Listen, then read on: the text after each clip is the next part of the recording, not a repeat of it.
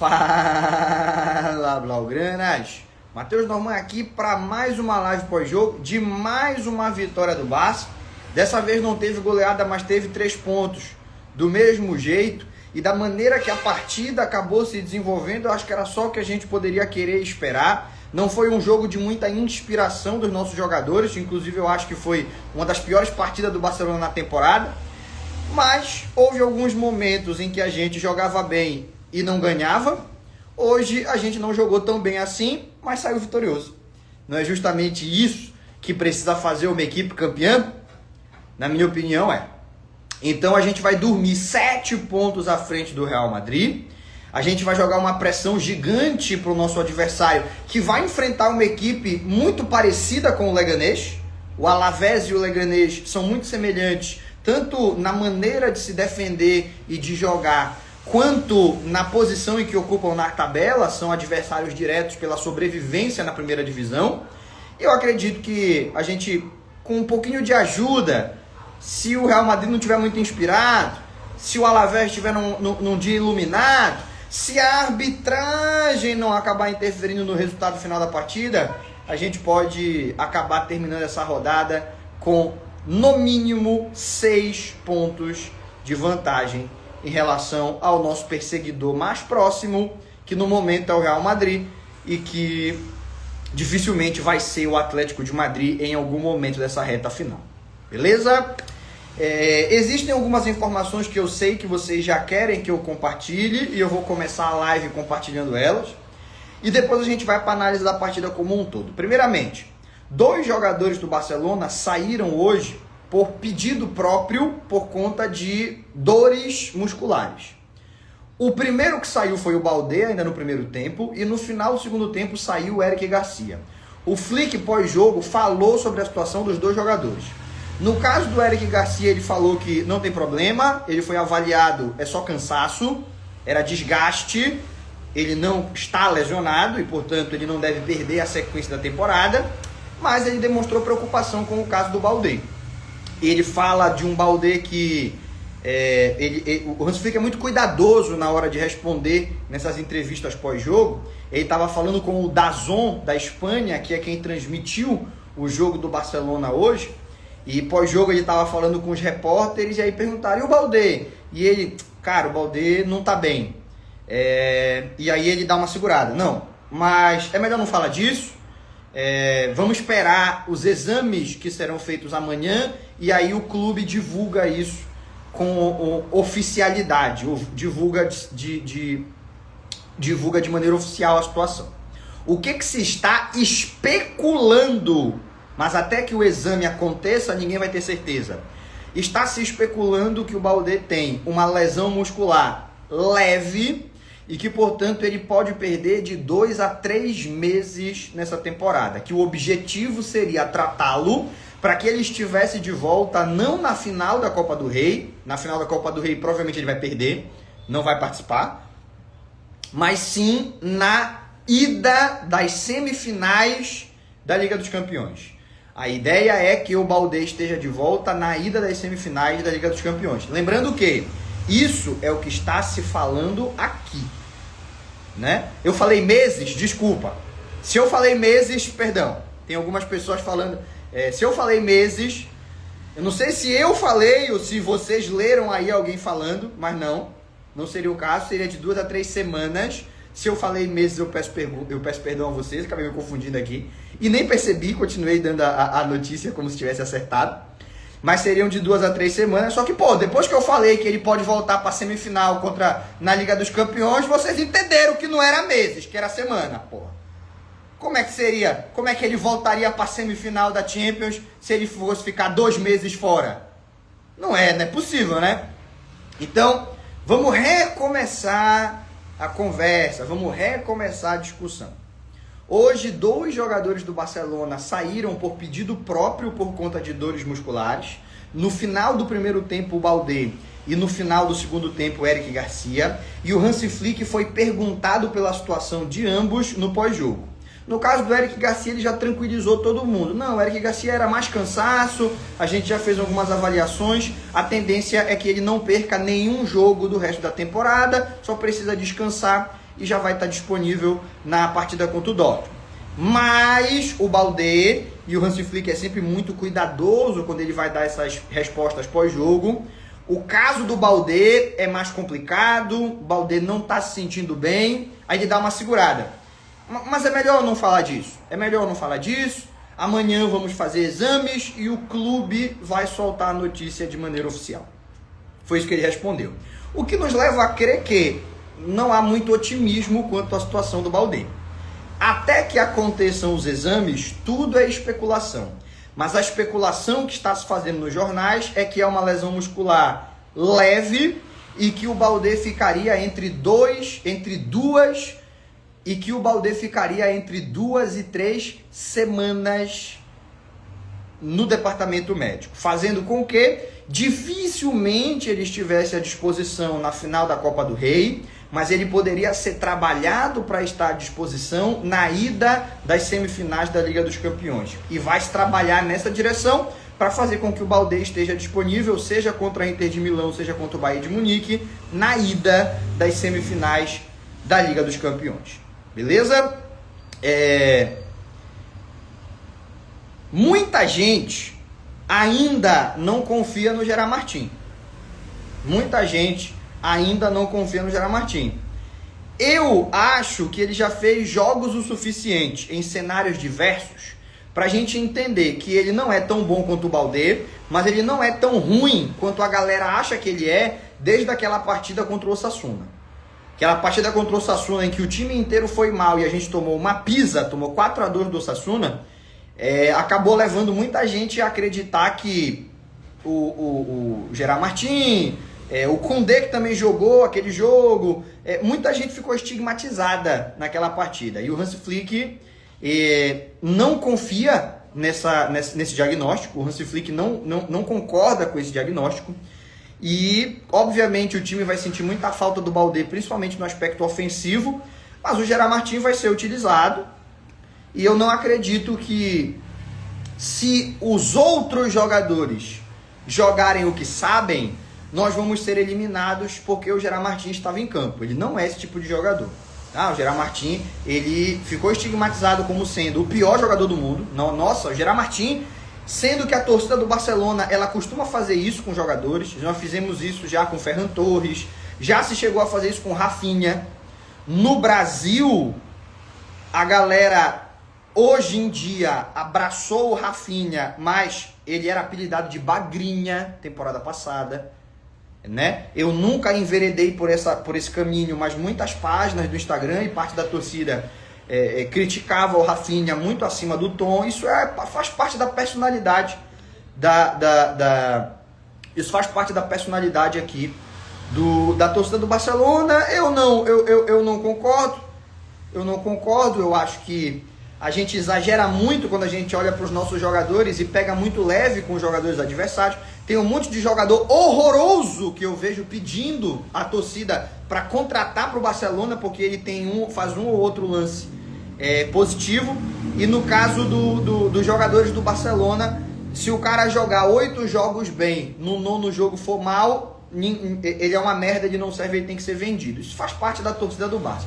Felizmente, a diretoria do Barcelona, e principalmente a comissão técnica, ela tem um pouco mais de frieza do que isso e compreende melhor qual é a situação real do jogo, né? O Gerard Martin é do nível do Balde? Não é.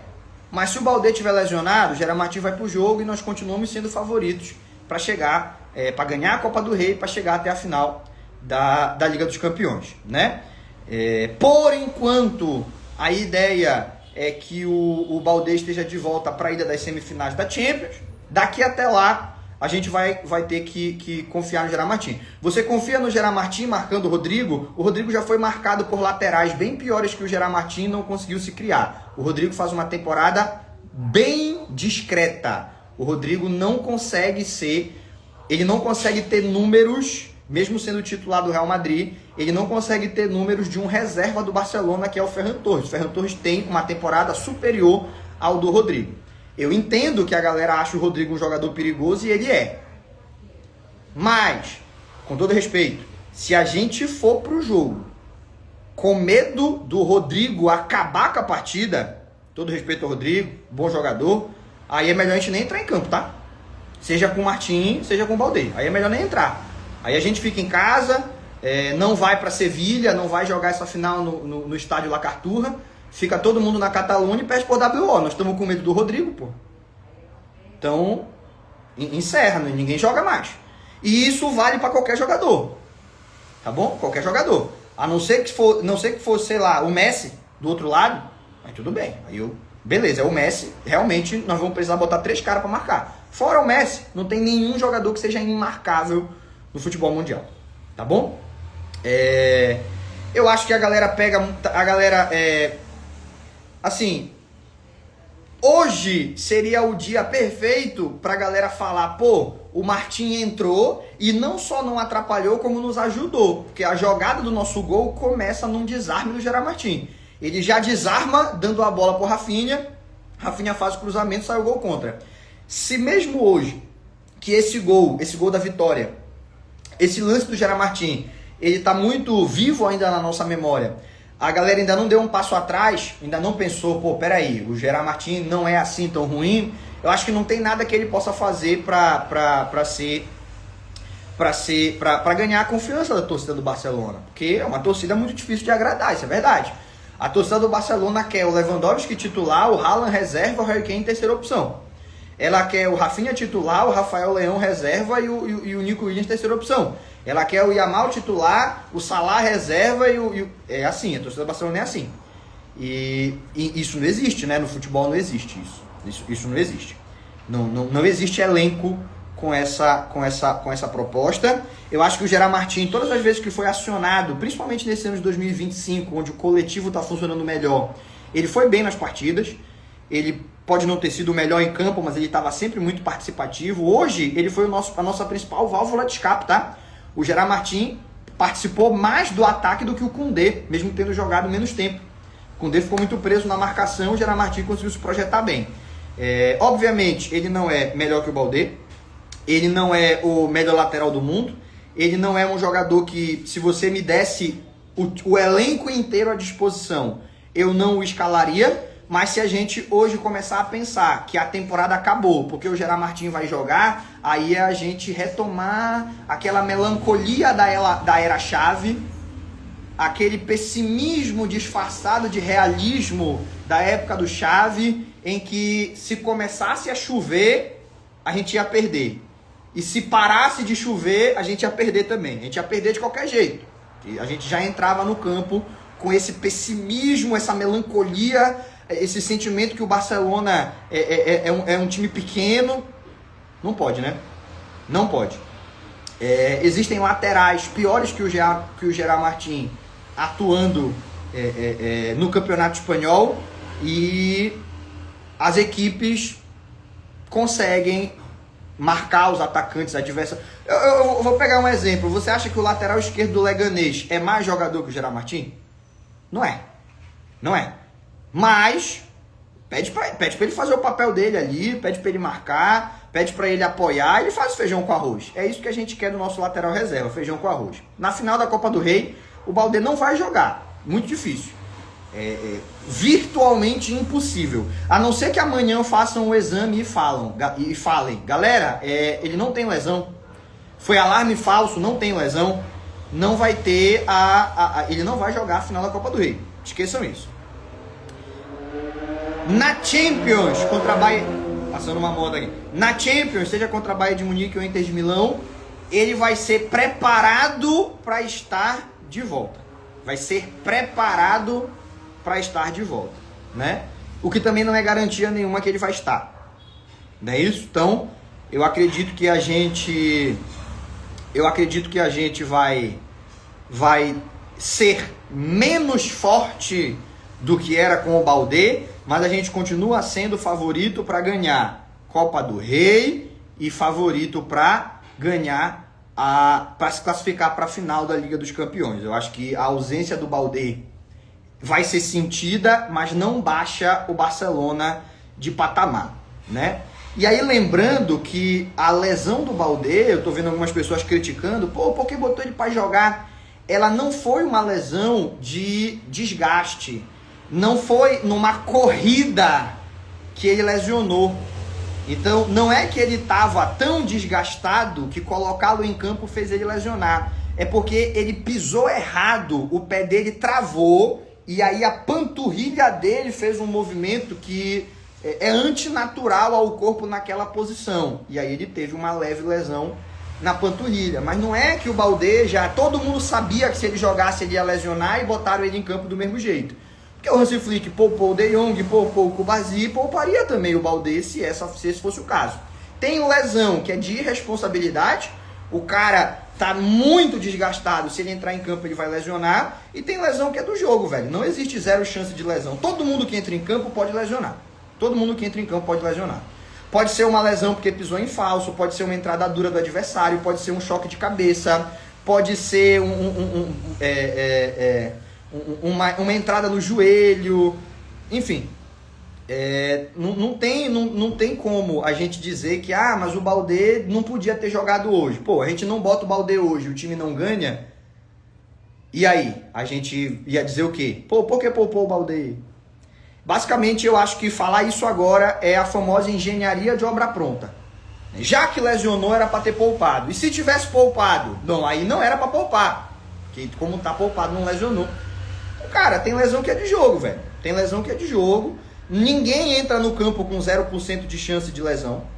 Ninguém entra no campo pensando, esse cara aqui, ele tá tão bem fisicamente que ele não vai lesionar. Isso não existe. Né? Isso não existe. O que existe é um risco constante de num baque, que foi o caso do Baldé. O Baldé não se lesionou arrancando. Ele se lesionou pisando em falso depois de uma dividida com o adversário. Ele acabou se lesionando. A galera tá puxando o assunto de novo do Gerard Martin. Eu já falei sobre isso e eu vou repetir. Se a gente entrar em campo achando que a presença do Gerard Martin é uma condenação à derrota, nós estamos voltando àquela época de melancolia e de pessimismo disfarçado de realismo da época do Xavi, em que a qualquer apresentação de uma adversidade, qualquer lesão, mudança climática, se chovia nós íamos perder por causa da chuva, se não chovesse nós íamos perder por causa do sol, e isso tem que ser abandonado. O elenco já abandonou isso, a comissão técnica já abandonou isso. Eu percebo que uma parcela da torcida está tendo dificuldade para abandonar essa melancolia, esse pessimismo. Tá bom? Então, o Gerard Martin, inclusive, entrou hoje e nós ganhamos. E ganhamos graças a uma jogada dele. Ele já entrou em outras partidas em que ele foi exigido defensivamente, o Gerard Martin, ele é até melhor que o Baldé. Então, se a preocupação é, como é que ele vai fazer para marcar fulano? Nisso ele é melhor que o Baldé. Ele é um defensor melhor, até porque ele se projeta menos. Ele pega menos bola na costa, porque ele vai menos no fundo adversário, ele dá uma segurada. Certo? Então, se a preocupação é como é que nós vamos fazer para marcar os caras, com o Martin a gente marca melhor do que com o Baldé. O Martin defende melhor que o Baldé. Onde a gente pode ter algum problema de sentir falta do Baldé é no campo ofensivo. Né? Aquela bola que a gente precisa de um escape, ou fugir da pressão, ele sai driblando, ele faz isso muito bem. Ou o Rafinha com a bola lá na ponta, a maneira que ele se projeta e leva a marcação e abre espaço, e se a marcação não for, dá o passe nele. Né? Se a preocupação como que o Martin vai defender? Pô, ele defende melhor que o Baldé. Ele defende melhor que o Baldé, se posiciona melhor que o Baldé, é mais alto, ele é melhor no jogo, defensivo aéreo. Hoje ele faz um desarme muito importante quando o Leganés está tentando sair no contra-ataque, e é desse desarme que a gente consegue ter o nosso gol do 1-0. Então, cara, pelo amor de Deus, nós não perdemos o Lamine Yamal, nós perdemos o Baldé. Nós não perdemos o Rafinha, perdemos o Baldé. Pô, eu já elogiei o Baldé várias vezes aqui. Mas se a gente perder o Baldé, significa que a temporada acabou? Se a gente perder o nosso lateral esquerdo, significa que a temporada foi pro saco? mesmo a gente estando 7 pontos de vantagem na liderança, sendo extremamente favorito para pegar um adversário que também não tem o seu lateral esquerdo. Não pensa que nós vamos jogar sem o Baldé e o Roberto Carlos vai jogar pelo Real Madrid. Não, nós vamos jogar sem o Baldé e vamos jogar com o Fran Garcia ou com o Alaba. Dito tudo isso, chega desse pessimismo de achar que qualquer coisa que aconteça de adversidade é o fim da temporada. Tá bom? Nós somos ainda favoritos, né? Lembrando que não é que a gente perdeu o Baldé e o Real Madrid tem o Roberto Carlos. A gente vai jogar sem o Baldé, o Real Madrid vai jogar com o Fran Garcia ou com o Alaba. Eu ainda acho que nós estamos melhor nessa nossa situação aí. Eu tenho visto desempenhos melhores do Gerard Martin que do Alaba, tá? Claro que o Alaba é muito mais jogador que o Gerard Martin, mas nessa temporada, quando eles precisaram entrar em campo, a gente sabe quem foi que atuou em mais alto nível. Dando continuidade aqui, porque realmente a gente passou muito tempo falando do Baldé. Realmente a gente passou muito tempo falando do Baldé. Vamos dar continuidade, vamos falar um pouco do jogo, né? O jogo como um todo, né? Quem tá perguntando aí sobre o Baldé de novo, já falamos muito. Dá uma segurada, olha lá no YouTube, pega esse começo da live que você vai escutar. Você vai saber os detalhes. Dito isso, retomando aqui o raciocínio. O jogo em si é uma daquelas contradições do futebol. Foi um dos piores jogos do Barcelona na temporada e nós ganhamos a partida. Foi pior do que a gente jogou contra o Atlético de Madrid em dezembro. Foi pior do que nós jogamos contra o Betis semana passada. Foi pior do que nós jogamos contra o Leganés no primeiro turno. Não que nós tenhamos jogado bem contra o Leganés no primeiro turno, mas hoje nós conseguimos jogar pior. Só que nós conseguimos nos defender. Não houve tantas oportunidades claras para o Leganés. Eu me lembro de 3. Uma no primeiro tempo que o Chesney defende. Uma no segundo tempo que nós já estamos ganhando de 1-0 que o cara chuta para fora. E a terceira, aquela nos acréscimos que o Íñigo Martínez consegue fazer o corte. Então, nós nos defendemos melhor. Essa talvez tenha sido a grande diferença. Não permitimos que o adversário faça gols. E a gente teve a sorte do campeão. Não foi um jogo em que a gente produziu chances claras de gol, mas numa tentativa de corte, a gente conseguiu ganhar de 1-0 o gol contra dos caras. Porra. Eu acredito que se ele não faz aquele corte, o Lewandowski chega fazendo gol, né? Mas mesmo que o Lewandowski chegasse e tirasse do goleiro, ainda tinha ali alguma chance da bola não entrar, o goleiro defender, a bola ir para fora, enfim. Poderia acontecer algo do tipo, só que o zagueiro antecipa como tem que antecipar mesmo e sai o gol. Então, já dei essa opinião lá numa publicação que eu fiz no feed e eu sei que algumas pessoas não gostaram, acharam ruim, mas eu quero reforçar isso. Foi o pior jogo que eu vi do Barcelona em muito tempo, candidato a ser o pior jogo da temporada, mas ganhamos. Demi, tu tá querendo esculhambar o time. Não. Eu acho positivo que a gente tenha ganhado jogando mal. Porque isso é o que os times campeões precisam fazer. Ninguém vai jogar bem em 38 rodadas. Houve momentos em que o Barcelona jogou bem e perdeu. O maior exemplo, o Atlético de Madrid, em dezembro do ano passado. Teve momentos em que ou o Barcelona goleava ou não ganhava. Entre novembro e dezembro era assim. Se a gente não metesse 5 nos caras, se não fizesse o jogo da vida, não conseguia a vitória. E já tem um tempo que a gente percebe o Barcelona um pouco diferente. Um Barcelona que aprendeu a ganhar de 1-0, que aprendeu a conseguir 3 pontos em momentos em que o time não está numa noite inspirada. Hoje, individualmente, ninguém foi excepcional. Talvez o Íñigo Martínez, no aspecto defensivo, mas o Pedri, que a gente está acostumado a ser maestro, hoje não foi. O Yamal, a gente está acostumado a vê-lo ser mágico, hoje não foi. O Rafinha, a gente está acostumado a ganhar todos os duelos, hoje não ganhou, enfim. Só que 1-0 para nós, 3 pontos na conta. Assim precisa ser a campanha de um campeão. Quando não der para ganhar bem, ganhe mal, mas ganhe. Deu para entender? Então, eu acredito que isso fez toda a diferença aí, não só para hoje, mas principalmente pro resto da temporada, velho. A nossa temporada, algumas pessoas falam que teve jogos piores, tudo bem, mas que tá ali na briga, tá, né? Que tá na briga, tá. Foi um dos piores jogos que a gente fez, principalmente no aspecto ofensivo. Talvez defensivamente o jogo nem tenha sido assim tão ruim, né? Mas ofensivamente a gente não conseguiu criar muita coisa, certo?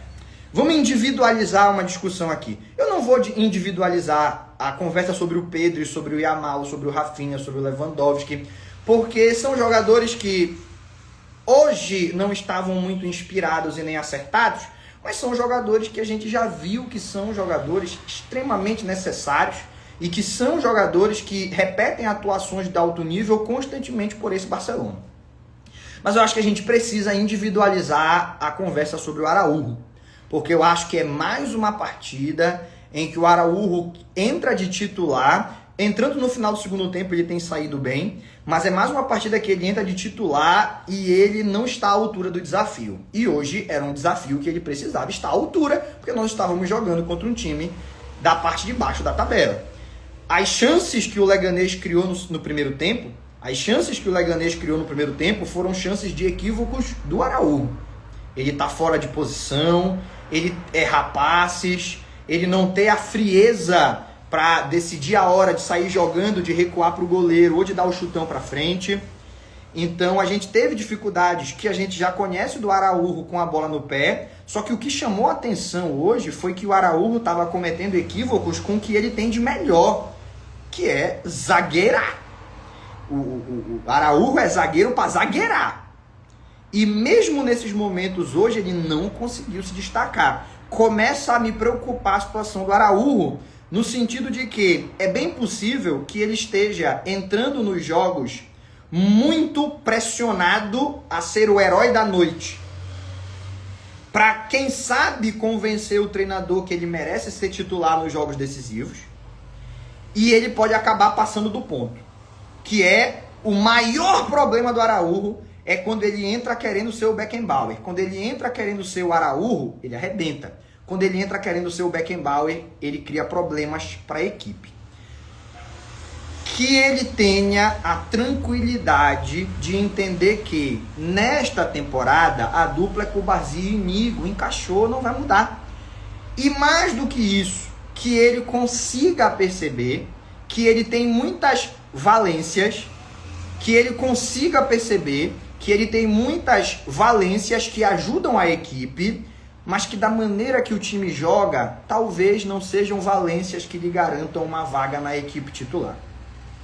A gente sabe que ele renovou o contrato, colocando uma cláusula liberatória para que ele pudesse sair no fim da temporada, caso ele sentisse que não teria o protagonismo que gostaria, e no momento eu sinto que ele não está tendo o protagonismo que gostaria.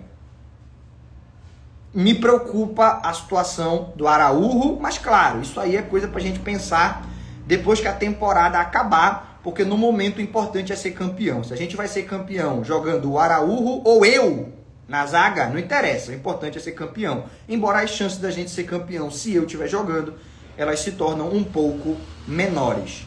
Até porque eu sou atacante, eu não sou zagueiro. Tá bom? Dito isso, acho que não tem muito o que a gente analisar no aspecto tático da partida de hoje, porque já era tudo que a gente estava esperando, né? O Leganés se defendendo com muita gente, tendo um contra-ataque mais constante e eficiente que o do Getafe, mas sendo uma equipe que monta uma barreira lá na frente da sua área e que não tem muita preocupação em ficar com a bola, sempre saindo na jogada rápida. O primeiro tempo do Barcelona, o jogo como um todo, me lembrou a partida do Barcelona contra o Alavés. Inclusive o resultado foi o mesmo, 1-0. E eu falei isso no intervalo do jogo para a galera que acompanha as lives que são exclusivas para os assinantes. Durante o jogo a gente faz live, eu fiz esse comentário lá.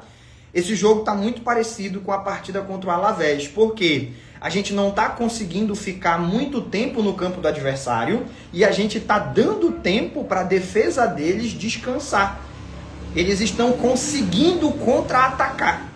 Não está sendo ataque contra a defesa. A gente está tendo muito mais controle da posse de bola, mas eles estão conseguindo, com faltas ou com muita gente indo para a mesma bola, impedir que a gente ataque com qualidade, e quando tem a oportunidade, eles saem em velocidade, a gente tem que correr para trás.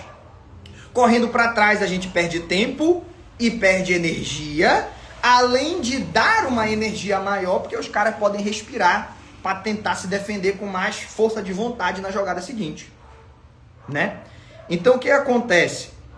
O que acontece é o seguinte: assim como na partida contra o Alavés, era jogo para você tirar o Araújo de campo, porque nesse quesito o toque de bola ele não é diferenciado, jogar ou com o Cubazi ou com o Eric Garcia na zaga. O Flick optou pelo Eric Garcia, que foi quem jogou também contra o Alavés, para a gente botar o Eric Garcia e o Íñigo Martínez no campo ofensivo, jogando ali próximo da intermediária dos caras, para que o De Jong e o Pedri pudessem jogar mais perto da área, para que todas as vezes que o adversário tentasse sair jogando, a gente recuperasse a bola no campo de ataque. E ao invés de ser bate na parede e volta para o campo defensivo, a gente bater na parede, recuperar a bola perto e tentar de novo. Recupera a bola perto e tenta de novo. Isso desgasta muito mais a defesa adversária e aumenta a sua chance de conseguir um gol numa jogada fortuita. É aquele velho meme, né? Tá difícil, não tá dando para entrar. Tá difícil. Como a gente não pode cavar uma falta, tem que encontrar outras maneiras de, numa jogada fortuita, fazer sair o gol. Um cruzamento, que o zagueiro erra o tempo de bola, você faz o gol de cabeça, o Barcelona tentou isso. Um escanteio, o Barcelona tentou isso. Uma jogada individual, aquele lance do Fermin que ele dribla a defesa inteira, tá na cara do goleiro e chuta pra fora. Eu me divido em elogiar o que ele fez no drible e criticar o que ele fez na finalização. E até que sai o gol, né? Que é o cruzamento que o zagueiro se sente obrigado a tentar antecipar. Ele se sente obrigado a tentar antecipar, porque se ele não tentar, a bola vai no pé do Lewandowski, um cruzamento de muita qualidade do Rafinha, e acontece o que muitas vezes eu falo, que costuma acontecer quando você enfrenta esses times tecnicamente mais fracos. Se você fizer o cruzamento dessa maneira, fazendo a curva que sai do goleiro e pega os atacantes entrando de frente, muitas vezes o zagueiro ele não vai tentar o corte, porque ele vai ter medo de fazer o gol contra, e em outros casos, quando ele tentar o corte, ele vai fazer o gol contra. De uma maneira ou de outra vai sair coisa perigosa. Hoje a gente conseguiu o famoso gol contra, né? E num jogo como foi hoje, a gente pouco preciso, pouca inspiração, um adversário que estava conseguindo nos criar problemas, cara. Então a gente ganhar de 1-0, hoje foi goleada, né? 1-0 hoje foi goleada. Como nós ganhamos de goleada o Alavés, 1-0, ganhamos de goleada o Raio Vallecano, 1-0, tem dia que é noite. Não dá pra amassar, dar espetáculo, ganhar jogando bonito, tem problema, mas ganhe de alguma forma. E nós ganhamos 1-0 gol contra, que talvez seja o 1-0 mais simbólico que existe no futebol, que tu nem conseguiu fazer o gol, os caras fizeram o gol por ti. Tu não conseguiu nem criar pra tu ir lá e fazer Os caras fizeram o gol por ti, mas vale 3 pontos do mesmo jeito. Estamos 7 pontos à frente do Real Madrid e vamos buscar a confirmação desse título de La Liga. Tá bom? Dito isso, vou para as perguntas e respostas de vocês. E como eu dei uma resposta um pouco ríspida para o Américo, você vai ter prioridade hoje nas perguntas aqui no final da live. Cadê? Tá na live ainda o Américo? Ele saiu chateado comigo. Tá por aí ainda? Eu dei uma resposta um pouco ríspida para ele. Que realmente, cara, é uma coisa, eu não sei porquê. Às vezes vocês fazem umas brincadeiras que a maioria das pessoas ficariam irritadas e eu levo na boa, brinco de volta. Mas eu não sei o que acontece, velho. Se o cara vier e falar, porra, tá bom já de falar disso, fala de outra coisa, eu fico puto. Eu não sei porquê. Eu não sei. Mas, Américo, você que ainda tá aqui na live, tá me respondendo, você tem prioridade. Mande uma pergunta, você vai ser o primeiro a ser respondido. Mande que você vai ser o primeiro exemplo. Pode perguntar o que você quiser, desde que seja a respeito do Barcelona. Não é isso? E aí eu vou lhe responder. Você pode ficar à vontade para perguntar aí. Pode mandar nos comentários ou na caixinha. Enquanto você pensa na sua pergunta, deixa eu ir aqui responder a galera. Ninguém da mídia tá dando muito crédito dos 3 pontos de hoje pro Rafinha, porque realmente a jogada que termina em gol é uma jogada do Rafinha. Então a gente poderia talvez utilizar o nome dele como um símbolo maior dessa partida de hoje. Mas assim, a gente falar de uma atuação de gala do Rafinha, aí não, aí seria exagero. A gente falar de um Rafinha estelar, caramba, o Rafinha jogou muito hoje, por que ninguém está elogiando ele? Eu acho que hoje não é um jogo pra gente elogiar do fundo do coração ninguém do meio para frente. Hoje não é um jogo que a gente possa dizer que o Pedro arrebentou, que o De Jong arrebentou, que o Yamal arrebentou. Hoje do meio para frente ninguém arrebentou. Se a gente for elogiar alguém, tem que ser o Chesney, o Íñigo Martínez. Né? O Koundé também ganhou muito duelo individual, o Koundé ganhou. Então eu acho que Íñigo, Koundé e Chesney a gente pode elogiar. Os outros jogadores, eles fizeram o mínimo. Né? Não foram excepcionais. Só que tem um detalhe, velho. A jogada do gol sai do pé dele. Rafinha faz a jogada do gol. Ah, mas foi gol contra. Porra, mas foi a jogada dele que ele fez. Então, talvez ele merecesse um pouco mais de reconhecimento. Mas nesse caso específico de hoje, eu entendo por que não se está elogiando tanto as individualidades do Barça. A gente está falando um pouco mais do resultado do que do jogo. Os 3 pontos são maravilhosos. O desempenho não foi assim tão maravilhoso. Vocês estão percebendo? Eu acho que eu sou muito sincero com vocês. Eu não sou pessimista. Aquela galera no começo do ano que vinha aqui falar de elenco curto, eu sempre rebati.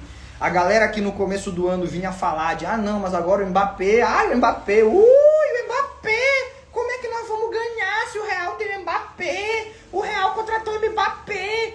Aquela galera que vinha fazer isso aqui no começo da temporada, eu também sempre rebati. Né? Eu nunca achei que a chegada do Mbappé era o fim da competitividade, como virou uma opinião majoritária nas redes sociais. Nunca acreditei nisso. Então, vocês não podem me acusar de ser pessimista ou de querer ver o lado ruim das coisas o tempo todo. Só que especificamente hoje, cara, eu tenho que falar a verdade. Eu tenho que falar o que eu enxerguei no jogo, eu tenho que fazer a análise sincera. E a análise sincera é que o que nós temos a comemorar hoje é o nosso desempenho defensivo, a defesa se comportou muito bem, e o resultado. O Rafinha, o Lewandowski, o Yamal, eles jogaram abaixo do que eles podem, a gente sabe que eles podem jogar mais do que isso. E quando a gente fala isso, não é porque a gente odeia eles, é porque a gente sabe o nível que eles conseguem apresentar. Hoje erraram muito mais do que estamos acostumados a vê-los errar. Dito isso, é num cruzamento do Rafinha e na ameaça do Lewandowski que sai o gol contra dos caras e a gente ganha. Então, velho, eu posso não ter elogios a fazer dentro da partida como um todo, mas o resultado é elogiável. Mais 3 pontos na conta e aquilo que eu sempre falo. Ganhar jogando mal pro Barcelona não é uma coisa ruim. Porque a gente já viu esse Barcelona ganhar jogando bem de todo mundo. O que a gente raramente vê o que a gente tinha dúvida que o Barcelona poderia fazer era ganhar jogando mal. Aquele jogo que não dá para dar espetáculo. O Barcelona não consegue ganhar. Já tem uns 3 meses que ganha. Mesmo os jogos que não consegue dar espetáculo. Hoje é mais um exemplo. Tudo bem? ADM, como faz falta o Dani Olmo? Tomara que ele fique saudável. Cara, eu acredito nisso também. Eu acho que a gente tá sentindo falta do Dani Olmo. Talvez seja injusto a gente dizer que, caramba, sem o Dani Olmo a gente tá muito mal, porque o Fermin tá jogando bem. Ele jogou bem contra o Dortmund e hoje ele teve lampejos, embora não tenha feito um jogo 100% bom, pra gente poder dizer que ele foi o nosso melhor jogador em campo, será? Do aspecto ofensivo, do meio pra frente. Dizer que o Fermin foi o nosso melhor jogador, eu acho que não seria exagero. Ele foi o jogador mais participativo, ele foi o jogador mais incisivo, ele foi o que se apresentou na área para tentar finalizar mais vezes. Eu gostei da atuação do Fermin. Só que assim, existe uma diferença de nível técnico. Existe uma diferença de nível técnico entre o Fermin e o Dani Olmo. Porque o Dani Olmo é excepcional. O Dani Olmo ele é muito criativo. O Dani Olmo, ele tem muita visão de jogo, ele sabe chutar de fora da área, ele também se projeta na área para fazer gols, ele é um meio ofensivo que todo time gostaria de ter, por característica e por qualidade. E o Barcelona tem e não está podendo usar, então com certeza faz falta. Mas, lembrem, o Dani Olmo vai voltar fim de semana que vem. Contra o Celta de Vigo, já tem Dani Olmo. Talvez não para jogar de titular, mas para jogar na reta final. Contra o Mallorca, ele já joga mais alguns minutos. E na final da Copa do Rei, já tem Dani Olmo titular. Pra gente ir, à exceção do desfalque do Baldé, que dificilmente vai chegar para atuar no dia 26 de abril, a gente já tem o time 100% aí, o time que a gente se acostumou a ver, o nosso time titular, para ir para cima dos caras. Beleza? Mais uma pergunta. ADM, você... Ó, cara de cachorro chegou aí com a gente. Fala, cara de cachorro! ADM, você acha que o Real tem mais chance de perder pontos amanhã por causa do jogo de quarta e pela pressão? Eu acho que sim. Eu acho que essa é uma das grandes dificuldades de você ganhar múltiplas competições. Porque é muito difícil você conseguir ter um gerenciamento mental e físico de ter uma partida decisiva no domingo, ter outra partida decisiva na quarta-feira e estar bem preparado para as duas. É por isso que tríplices coroas são tão raras. Pro Barcelona nem tanto, já ganhou duas. Mas o Real Madrid nunca ganhou, Atlético de Madrid nunca ganhou, Liverpool nunca ganhou, Arsenal nunca ganhou. Se eu não me engano, na Inglaterra só quem ganhou foi o United, ninguém mais conseguiu ganhar uma tríplice coroa. Lá no futebol italiano, se eu não me engano, só quem ganhou foi a Inter de Milão em 2010 com o Mourinho. Então é muito raro. É muito raro você ter um nível de concentração e de gerenciamento físico e mental. É muito difícil você ter o nível de gerenciamento físico e mental para jogar 3 competições e obter sucesso nas 3. Ah, é verdade, o City ganhou um dia desse, inclusive. Como é que eu esqueci? Né? Loucura. Besteira minha, né? Foram os 2 times de Manchester os que ganharam. Mas assim, é muito difícil, é muito raro. As equipes, quando conseguem, tem uma vez na temporada. E aí o Barcelona tem 2, né? O Bayern de Munique, se eu não me engano, também tem 2, ou foi só aquela 2020, enfim, é raro pra caramba. E aí, velho, vai chegar um momento, nessa reta final principalmente, que o time do Real Madrid, que tem um elenco bem curto mesmo. Aí não é meme não tô zoando, é porque realmente os caras, eles têm, tipo assim, 3 zagueiros, um lateral direito, 2 volantes, tipo assim, conta-gotas os jogadores que tem para cada posição. Tem um elenco estelar, muitas estrelas, mas não tem um elenco bom, muitos furos de posição e de característica de jogador, né? Isso eu falo desde o começo da temporada e eu acho que a essa altura já deu tempo da galera me dar razão, dar o braço a torcer e parar de achar que ter um monte de atacante bom é ter um elenco bom, não é assim que funciona. Então, cara, vocês acham que seria absurdo ou surpreendente amanhã o Ancelotti entrar com o time misto e com o time misto não conseguir ganhar do Alavés e Mendizorroza? Eu não acho absurdo. Eu não acho tão absurdo assim eles entrarem com o time misto amanhã, porque eles têm que meter um 4-0 quarta-feira. E aí tem um detalhe. O Dortmund tomou 4 na ida e já entregou a volta. Vai jogar, né? Vai jogar pra manter a honra, pra não perder de novo. Mas eles não vão entrar para dar a vida, porque eles sabem que eles estão eliminados. Eles vão ficar muito mais concentrados no campeonato alemão. Hoje eles empataram com o Bayern de Munique. Eles precisam de uma sequência de vitórias nessa reta final para poder entrar no G4 e classificar para Champions. Hoje está em 8º lugar o Borussia Dortmund.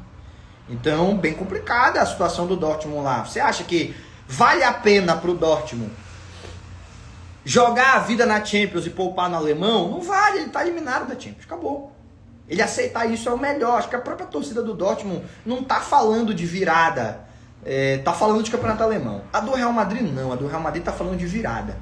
Então é bem possível que amanhã o time entre pensando na quarta-feira e seja surpreendido por uma equipe que está na zona de rebaixamento, mas que é uma equipe, e a gente sabe bem disso porque nós jogamos contra eles e ganhamos só de 1-0, é uma equipe que sabe amarrar o jogo. Mais do que o Getafe, tá? Não sei se vocês sabiam disso, mas O Alavés, ele é o time que menos tempo permite que a bola role entre as 20 equipes do Campeonato Espanhol. O Alavés é o segundo time que mais prende o jogo e não deixa a bola rolar. Com faltas, com chute para lateral, com demora para cobrar falta, com demora para bater tiro de meta, enfim. O Getafe é o segundo. O Alavés é o que menos tempo permite que a bola role. Imagina o nervosismo de tu tá precisando fazer um gol e a bola não rola. E a bola não... E ninguém bate o lateral. E eu quero bater o lateral e sumiram as bolas, né? Vai ser um jogo complicado amanhã, tá? Vai ser muito parecido com esse jogo de hoje contra o Leganés. A diferença técnica entre os times vai ser muito grande, mas dentro de campo, a proposta de jogo dificilmente vai permitir que seja um jogo tranquilo para o Real Madrid. Resultado, entrando pensando em quarta-feira, quem sabe poupando jogadores para estar fisicamente melhor. E dentro de um contexto de jogo que costuma ser complicado, o Alavés complica a vida dos grandes, eu não duvido o Real Madrid tropeçar. Você apostaria no Real Madrid tropeçando amanhã? Não. Se eu tivesse que palpitar, eu palpito que o Real Madrid vai ganhar com dificuldade e de um placar econômico, mas vai ganhar. Até porque já escalaram Sotogrado e Gil Manzano. Gil Manzano no VAR, Sotogrado no campo. Cara, é uma dupla difícil de você bater. Sotogrado e Gil Manzano, como é que você bate essa dupla? É uma dupla muito entrosada, é uma dupla, sabe, que... Arrugar, é uma dupla que ruega, tá o tempo todo ali, ó, tic-tac, é uma dupla complicada, né? O Sotogrado vai ser o árbitro de campo, o Gil Manzano no VAR. É uma dupla que costuma dar muitas alegrias pro time do Real Madrid. Então vai ser um jogo complicado por conta disso. Eu não apostaria na vitória do Alavés e nem num tropeço do Real Madrid. Mas que pode acontecer, pode. Não descarto, não é absurdo pensar nisso. Faz parte. E aí seria excepcional para o Barcelona, que chegaria na reta final da temporada com aquela gordura que é importante para um time que quer ser campeão de tríplice coroa. Porque se a gente entra na semana da final da Copa do Rei, se a gente entra na semana da final da Copa do Rei, podendo poupar jogadores na partida contra o Mallorca, partida contra o Mallorca é na terça-feira, a final contra o Real Madrid é no sábado, a gente entra muito mais inteiro e com muito mais vantagem nessa final. Se a gente puder poupar jogadores antes da semifinal da Champions, a gente entra muito mais inteiro. Tá percebendo? É muito interessante para quem quer ganhar todos os títulos, abrir uma gordura no campeonato de pontos corridos. Então vou torcer muito pro Alavés amanhã. Eu acho que o Barcelona abrir esses 6 pontos, eu vou torcer mais pelo empate, porque eu acho que também o Alavés ganhar é um pouco mais complicado. Mas um 0-0 ali em Mendizorroza não me surpreenderia tanto. O Barcelona terminar essa rodada com 6 pontos na liderança, cara, eu acho que nos ajudaria bastante, sabe? Eu acho que permitiria que a gente poupasse esforços em algumas partidas dessa reta final para poder ganhar as 3 competições. Beleza? Deixa eu ver se tem alguma pergunta do Américo, que eu prometi que eu ia responder pelo menos uma pergunta dele. Se não tiver, eu encerro. Se tiver, eu cumpro a minha promessa. Tá aqui, ó! Américo!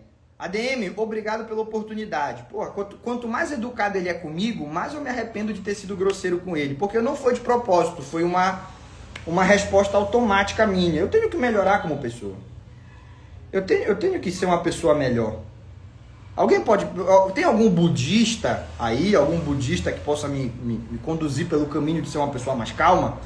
Eu gostaria de ser uma pessoa mais calma. Mas olha lá, o Américo fala aqui comigo. Você acha que a vitória de hoje coloca mais pressão ao concorrente do Barça pelo título? Sem dúvida alguma. Sem dúvida alguma. Porque existe uma diferença entre você entrar amanhã 4 pontos atrás e você entrar amanhã 7 pontos atrás. 7 pontos é muito ponto numa reta final de campeonato. Basicamente, o Barcelona está a 7 pontos do Real Madrid e a 7 jogos do fim do campeonato. Já só tem 7 rodadas para o Barcelona disputar. E ele está a 7 pontos do Real Madrid. Quando você começa a ter mais ponto do que rodada, quando você começa a ter uma vantagem de pontos que é maior do que o número de rodadas restantes, você começa a ter mais a matemática impedindo o título do que necessariamente uma análise esportiva. Então, se o Real Madrid amanhã não consegue ganhar do Alavés, e isso não é absurdo de pensar, porque eles têm um jogo que é o jogo mais importante da temporada deles até aqui, que é essa volta contra o Arsenal. Eles vão estar física e mentalmente pensando muito mais nesse jogo do que na partida contra o Alavés. A gente encaminha o título.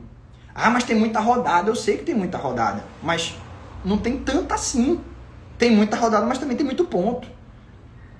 Tá percebendo?